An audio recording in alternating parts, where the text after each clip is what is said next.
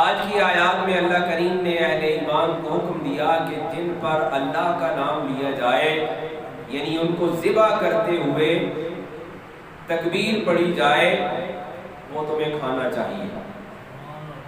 اہل ایمان میں سے کچھ مومنین نے یہ سمجھا کہ شاید ہم ایسے ذبیحہ سے، گوشت سے دور رہیں گے تو یہ تقویٰ کی علامت ہے، یہ بزرگی کی علامت ہے، یہ زیادہ پرہیزگاری کی علامت ہے۔ فرمایا وَمَا لَكُمْ أَلَّا تَأْكُلُوا۔ حضرت سید محمود آلوسی رحمۃ اللہ علیہ اپنی تفسیر روح المعانی میں فرماتے ہیں کہ خالق کائنات کا یہ انداز اپنے بندوں کے لیے اس قدر محبت بھرا ہے، جیسے اس کی ایک مثال انہوں نے بتائی کہ جیسے ایک مثال خالق کے لیے تو نہیں، وہ بغیر کسی مثال کے ہے، لیکن سمجھنے کے لیے ایک تشبیہ انہوں نے دی کہ جیسے باپ اپنے بچوں سے کہتا ہے کہ کیا تمہیں بھوک نہیں ہے، تمہیں کیا ہوا ہے، تم کھاتے نہیں ہو۔ رب فرماتے ہیں وَمَا لَكُمْ أَلَّا تَأْكُلُوا مِمَّا ذُكِرَ اسْمُ اللَّهِ، جن کو ذبح کرتے ہوئے اللہ کا نام لیا گیا ہے، تمہیں کیا ہوا ہے کہ تم انہیں نہیں کھاتے ہو۔ یعنی اہل ایمان کو ذبیحہ کی طرف اور حلال کی طرف مائل کرنے کے لیے خالق کائنات، پروردگار کائنات بہت ہی محبت بھرا انداز اختیار کرتے ہوئے فرمایا وَمَا لَكُمْ أَلَّا تَأْكُلُوا مِمَّا ذُكِرَ اسْمُ اللَّهِ عَلَيْهِ وَقَدْ فَصَّلَ لَكُمْ، اور اس نے تمہارے لیے تفصیل بیان کر دی ہے، ما حرم، جو تمہارے لیے حرام ہے وہ بیان کر دیا گیا ہے۔ اب جو حلال ہے، جس پہ تکبیر پڑھی گئی ہے، جس پہ اللہ کا نام لیا گیا ہے، اس کو کھانے سے کون سی چیز ہے جو تمہیں روکے ہوئے ہے؟ اللہ کا جب حکم موجود ہے اور مومن کے لیے اللہ کا حکم وحی الہی اور سنت مصطفیٰ کریم صلی اللہ تعالیٰ علیہ وآلہ وسلم کے بعد کوئی شے رکاوٹ نہیں ہوتی ہے، اور مومن کے لیے اس سے بڑھ کر تقویٰ نہیں ہے۔ کچھ لوگوں نے سابقہ مذاہب کی طرح یہ سمجھا کہ ہم گوشت سے دور رہیں گے تو یہ شاید تقویٰ کی علامت ہوگی، یہ بزرگی اور نیکوکاری کی علامت ہوگی، اور انہوں نے اپنے آپ کے لیے خود سے روک لیا، خود سے منع کر لیا۔ حضرت صاحب تفسیر کبیر امام فخر الدین رازی رحمۃ اللہ علیہ فرماتے ہیں سورہ انعام کی اس آیت نمبر 118 اور 119 کے تشریح میں آپ فرماتے ہیں کہ اس سے یہ بھی پتہ چلا کہ حلال بھی وہ ہے جو اللہ کا حکم ہے اور حرام بھی وہ ہے جو اللہ کا حکم ہے۔ اب حلال و حرام کو بدلانے کا اختیار وحی الہی اور آقا کریم نبی عظیم صلی اللہ تعالیٰ علیہ وآلہ وسلم کے فرمان مبارک کے بعد، آپ کی سنت کے بعد، آپ کی حدیث مبارکہ کے بعد کسی دوسرے فرد کو اختیار حاصل نہیں ہے کہ وہ حلال کو حرام کر سکے اور حرام کو حلال کر سکے۔ یہ بدلنے کا حکم نہیں ہے، اسی لیے اللہ کریم نے فرمایا وَمَا لَكُمْ أَلَّا تَأْكُلُوا، سوالیہ انداز اختیار فرمایا، مِمَّا ذُكِرَ اسْمُ اللَّهِ، تکبیر پڑھنا ضروری ہے، اللہ کا نام لینا ضروری ہے۔ اب حلال کی تشریح اور حرام کی وضاحت رب کا کلام جب فرما رہا ہے کہ حرام ایک تو جس طرح جانوروں کے نام لیے گئے قرآن مجید میں حدیث مبارکہ کے کہ جو حرام ہے، اسی طرح پھر وہ جن کو ذبح کرتے ہوئے تکبیر نہ پڑھی جائے یا جن کو اہل ایمان کے طریقے کے مطابق ذبح نہ کیا جائے، ان کے علاوہ جن پر تکبیر پڑھی جائے اور جو حلال ہے ان کو کھانے سے کس نے روکا ہے؟ فرمایا وَمَا لَكُمْ أَلَّا تَأْكُلُوا مِمَّا ذُكِرَ اسْمُ اللَّهِ عَلَيْهِ وَقَدْ فَصَّلَ لَكُمْ مَا حَرَّمَ عَلَيْكُمْ إِلَّا مَا اضْطُرِرْتُمْ إِلَيْهِ، جو حرام ہے وہ اللہ نے تفصیل سے بیان کر دیا ہے۔ وَإِنَّ كَثِيرًا لَيُضِلُّونَ، اصل توجہ طلب بات یہ ہے کہ بہت سارے ایسے ہیں لَيُضِلُّونَ بِأَهْوَائِهِمْ بِغَيْرِ عِلْمٍ، گزشتہ جمعہ المبارک پر بھی میں عرض کر رہا تھا کہ انسان اپنے ہوا کی وجہ سے، اپنے نفسانی خواہشات کی وجہ سے گمراہی کا شکار ہوتا ہے۔ یہ نفسانی خواہش کیا ہے؟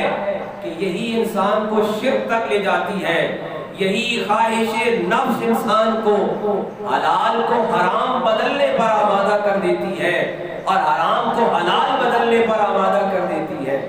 آج بھی معاشرے میں جو لوگ سود جیسے حرام کبھی فعل کو، کبھی عمل کو حلال بنا رہے ہیں، ان کے پاس اس کے سوا اور کوئی دوسرا ثبوت نہیں ہے کہ صرف نفسانی خواہشات ہیں۔ اسی طرح ہر مسلمان، ہر کلمہ گو کو پتہ ہے کہ حلال کیا ہے اور حرام کیا ہے۔ رب کریم نے فرمایا وَإِنَّ كَثِيرًا، بے شک ان میں سے کثیرن بہت زیادہ ہے، لَيُضِلُّونَ بِأَهْوَائِهِمْ، جو اپنی نفسانی خواہش کی وجہ سے، بزرگان دین فرماتے ہیں کہ یہ نفسانی خواہش ہی ہے جو انسان کو حلال سے حرام کی طرف آمادہ کرتی ہے، اور حلال سے بھی روکے ہوئے ہے۔ حلال سے روکنا بھی خواہش کی پیروی ہو سکتی ہے، اور حرام کی طرف مائل کرنا بھی خواہش کی پیروی ہو سکتی ہے۔ اور اس کی ایک اور وجہ جو وحی الہی اور رب کا کلام فرما رہا ہے، بِأَهْوَائِهِمْ بِغَيْرِ عِلْمٍ، لوگوں کے حلال کو بدلنے کی ایک اور وجہ، حرام کو اختیار کرنے کی ایک اور وجہ علم کا نہ ہونا بھی ہے۔ یاد رکھیے، خواہش نفس اور علم کی کمی ہی وہ راستہ ہے، اور یہی وہ وجہ ہے جو انسان کو حلال سے حرام کی طرف مائل کر دیتا ہے اور حرام کی طرف مائل کر دیتا ہے۔ فَمَا إِنَّ رَبَّكَ هُوَ أَعْلَمُ بِالْمُعْتَدِينَ، یہ تمہارا پروردگار ہے جس کے پاس سب سے بہترین علم ہے۔ عزیز مکرم، سورہ انعام کی یہ آیات ہمارے لیے کیا سبق لیے ہوئے ہیں؟ ایک تو یہ کہ حلال اور حرام یہ طے ہو چکے ہیں، ان کو بدلنے کا اختیار انسانوں کو نہیں دیا گیا، یہ عقل انسانی کو نہیں دیا گیا۔ آج جیسے گزشتہ جمعہ المبارک میں بھی عرض کیا نا کہ ہم ہر شرعی امور میں اور ہر احکام قرآنی میں، وحی الہی کے ہر حکم میں ہم یہ چاہتے ہیں کہ ہمارے عقل سے فیصلہ ہو۔ اور یاد رکھیے، وحی الہی، حکم الہی اور نبی پاک آقا کریم صلی اللہ تعالی علیہ وآلہ وسلم کی سنت اور آپ کا حکم ہمارے لیے عقل کے ہر فیصلے سے بڑھ کر ہے۔ ہم زندگی کے تمام معاملات میں کیا کرتے ہیں؟ یہاں تو ذکر جو ہوا نا، یہ حلال کھانے سے ہوا نا، فَقُولُوا مِمَّا ذُكِرَ اسْمُ اللَّهِ۔ صاحب تفسیر کبیر فرماتے ہیں کہ یہ حلال کسی بھی معنی میں ہو سکتا ہے، وہ حلال رزق بھی ہو سکتا ہے، کاروبار بھی ہو سکتا ہے۔ اب اس میں صرف یہی نہیں کہ ہم نے ذبیحہ کو سمجھ لیا کہ اس پہ اللہ کا نام لیا گیا تو وہ حلال ہو گیا۔ حرام کی ایک اور صورت یہ ہے کہ بکری اگر چوری کی ہے اور اس پہ تکبیر پڑی جائے تو کیا وہ حلال ہو جائے گی؟ حلال نہیں ہوگی، وہ بھی حرام رہے گی، کیونکہ اس کو لانے کا طریقہ جو حلال نہیں ہے۔ اسی طرح حرام کی یہ وضاحت بھی موجود ہے کہ حرام صرف یہی نہیں کہ آپ نے تکبیر نہیں پڑھی اور مردار کھا لیا ہے، بلکہ حرام یہ ہے کہ اس کو حاصل کیسے کیا گیا ہے۔ کیا وہ چوری سے حاصل کیا گیا ہے، دھوکے سے حاصل کیا گیا ہے، یا وہ رزق سود اور حرام سے حاصل کیا گیا ہے؟ اللہ کریم نے ارشاد فرمایا وَمَا لَكُمْ أَلَّا تَأْكُلُوا مِمَّا ذُكِرَ اسْمُ اللَّهِ۔ آج ہماری عقل، جس طرح قرآن نے کہا نا وَإِنَّ كَثِيرًا لَيُضِلُّونَ بِأَهْوَائِهِمْ، یہ نفسانی خواہش ہے جو ہمیں کہتی ہے حلال تھوڑا ہے، حرام زیادہ ہے۔ گزشتہ جمعہ المبارک پر میں عرض کر رہا تھا کہ حرام میں ہمیں دلچسپی زیادہ لگتی ہے اور ذہن زیادہ آمادہ ہوتا ہے اور ہمیں لگتا ہے کہ منافع زیادہ ہے۔ رب کا کلام اس کی وضاحت فرما رہا ہے وَإِنَّ كَثِيرًا لَيُضِلُّونَ بِأَهْوَائِهِمْ، لوگوں کا حلال کو چھوڑنا اور حرام کی طرف مائل ہونا یہ سبب ہے خواہش نفس کی پیروی کی وجہ سے۔ عزیز مکرم، اصل میں مومن کی جو آزمائش ہے، یہ جو ذمہ داری ہے وہ یہی ہے کہ خواہش نفس کی پیروی کو چھوڑنا ہے۔ ہوائے نفس کو چھوڑنا ہے.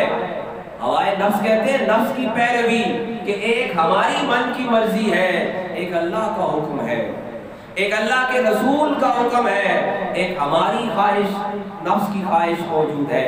رب فرماتا ہے کہ یہ جو حلال سے رکے ہوئے ہیں یا حرام کی طرف مائل ہوئے ہیں، وجہ کیا ہے؟ بِأَهْوَائِهِمْ بِغَيْرِ عِلْمٍ، ایک علم کی کمی ہے اور دوسرا خواہش نفس کی پیروی ہے. حضرت سید محمود آلوسی روح المعانی میں فرماتے ہیں کہ خواہش نفس کو جو قرآن کی لفظی ترتیب میں پہلے رکھا گیا، اس میں بھی ایک معنوی فائدہ موجود ہے. وہ معنوی فائدہ کیا ہے؟ وہ بھی ایک بڑی دلچسپ بات ہے. حضرت سید محمود آلوسی فرماتے ہیں کہ رب نے جو کلام میں خواہش نفس کو پہلے لکھا نا، اس کی وجہ یہ ہے کہ بعض اوقات انسان کو علم ہوتا ہے مگر وہ خواہش نفس سے مجبور ہو جاتا ہے. آج ہمارا حال بھی یہ ہے کہ معلومات موجود ہے، آج کے معاشرے میں رہتے ہوئے کون سا ایسا عاقل بالغ شخص ہے جو یہ کہے کہ اسے حلال کا نہیں پتا اور اسے حرام کا نہیں پتا، کہ حلال کیا ہے اور حرام کیا ہے. رب کا کلام یہی دعوت فکر دے رہا ہے کہ حلال کی آگاہی بھی موجود ہے، حرام کی معلومات بھی موجود ہے، لیکن لوگ ان کی طرف مائل کیوں ہیں؟ حلال سے رکے ہوئے کیوں ہیں؟ حرام کی طرف مائل کیوں ہیں؟ فرمایا وَإِنَّ كَثِيرًا لَيُضِلُّونَ بِأَهْوَائِهِمْ. سبب یہ ہے علم کی کمی بھی پرانا مسئلہ تھا، سابقہ مسئلہ تھا، زیادہ بڑھ کر یہ ہے کہ خواہش نفس ہے. جن کے پاس علم کی کمی بھی نہیں ہے، یعنی ان کے پاس انفارمیشن موجود ہے، معلومات موجود ہیں، اس کے باوجود وہ حرام کی طرف مائل ہیں. پھر ایک ہی وجہ بچتی ہے اور وہ ہے بِأَهْوَائِهِمْ، خواہش نفس کی پیروی. تو عزیز مکرم، رب کا کلام یہ دعوت فکر دے رہا ہے کہ حلال بھی رب کا حکم ہے اور حرام بھی وہ ہیں جو اللہ کی طرف سے بتا دیے گئے ہیں. آقا کریم نبی عظیم صلی اللہ علیہ وآلہ وسلم کے فرمان آپ کی حدیث میں بتا دیے گئے ہیں. اب کسی انسان کو اختیار نہیں ہے. آج کی جس معاشرے میں ہم رہ رہے ہیں نا، یہاں رزق کا جو پرکھ ہے، یقین کیجئے وہ بڑا مشکل مرحلہ ہے. ہم بس ایک ہی دوڑ میں اور ایک ہی سوچ میں ہے کہ مال آنا چاہیے، زیادہ آنا چاہیے، بڑھنا چاہیے. اور رب کا کلام فرماتا ہے کہ ان میں سے بہت سارے خواہش نفس کی وجہ سے حلال کو حرام سے بدل رہے ہیں اور حلال کی بجائے حرام کی جانب مائل ہو رہے ہیں. عزیز مکرم، مومن کا یہی معیار ہے، مومن کی یہی پرکھ ہے. اور آج کے اس معاشرے نے ہمیں جس روش میں ڈال دیا ہے، یقین کیجئے ہم اگر اس پہ غور کریں تو آنے والی نسلوں تک ہم کیا پہنچائیں گے کہ اہل ایمان کے ہاں حلال کا کنسیپٹ کیا ہے، حرام کسے کہتے ہیں. ہم نے اپنے معاشرے میں ایک ایسی سوچ کو جگہ دے دی ہے، ایک ایسی دوڑ کا آغاز کر دیا ہے جس میں بغیر کسی لگی لٹی کے ہر شخص یہ چاہتا ہے کہ کسی طریقے سے مال آنا چاہیے، جائز ناجائز، حلال اور حرام کی تفریق کیے بغیر بس مال بڑھنا چاہیے، آنا چاہیے. رب فرماتا ہے کہ اللہ نے فیصلہ کر دیا ہے اہل ایمان کے لیے، اہل ایمان کے لیے فیصلہ کر دیا ہے کہ کون سا ان کے لیے حلال ہے اور کون سا ان کے لیے حرام ہے. تو عزیز مکرم، ہماری زندگی کے اگر ہم آج کی معاشرتی زندگی پہ نظر دوڑائیں نا، تو ہمارے جو معاشرتی زندگی کے مسائل ہیں، جو مصیبتیں ہیں یا ہم جن پریشانیوں کا شکار ہیں، وہ دراصل اسی حلال اور حرام کے فرق کو ختم کرنے کی وجہ سے. اگر ہم حلال کو قبول کر لیں کہ کم ہے لیکن حلال ہے، ہمارے لیے قابل قبول ہے، اور حرام سے اگر ہم رک جائیں کہ زیادہ ہے مگر حرام ہے، ہم اس کی طرف مائل نہیں ہوتے. یقین کیجئے کہ کہ ہماری بہت ساری مشکلات کم ہو جائیں۔ ہر شخص جو ایک نفسیاتی دباؤ کا شکار ہے اور ہر فرد جن اندیکھی پریشانیوں کا شکار ہے، وہ فرق کیا ہے؟ وہ فرق یہاں پر ہے کہ ہم نے خواہش نفس کی پیروی اس قدر بڑھا دی ہے۔ اب پھر نام لینا پڑتا ہے اسلاف کا، بزرگان دین کا، کہ ایک ہی بات جس بزرگ کی آپ پڑھیں گے نا، ان کا سوانح حیات پڑھیں گے، سوانح عمری پڑھیں گے، ایک ہی بات ملتی ہے، چاہے وہ فرید ہو، وہ داتا ہو، وہ خواجہ ہو، جس کا بھی پڑھیں گے کہ ایک کام ہے اور وہی سب سے مشکل ہے، خواہش نفس کی